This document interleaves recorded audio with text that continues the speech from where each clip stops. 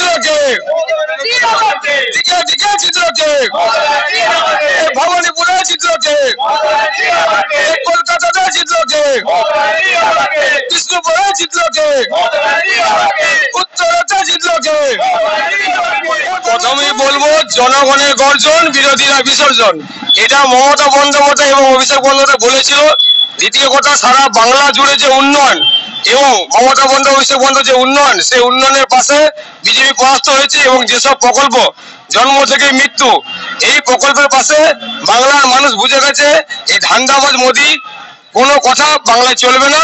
এবং কিছু শ্রেণীর মিডিয়াকে টাকা দিয়ে যে অপপ্রচার করা হয়েছিল বা যে এক্সিট পোল, সেটা আমরা জানি এটা সম্পূর্ণ ভুয়ো।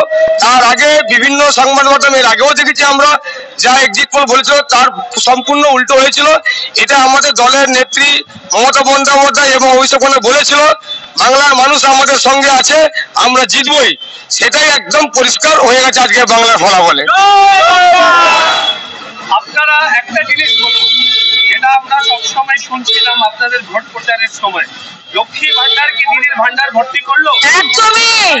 আমরা এখানে মহিলারা আছি, আমরা জোর গলা বলতে পারি লক্ষ্মী ভান্ডার আমার জিতিয়ে দিয়েছে বাংলাকে।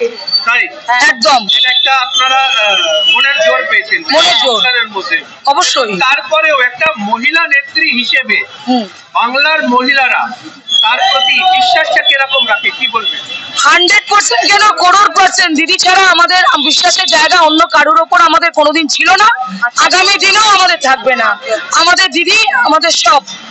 হায় হায় কি হলো, হায় হায় কি হলো, হায় হায় কি হলো,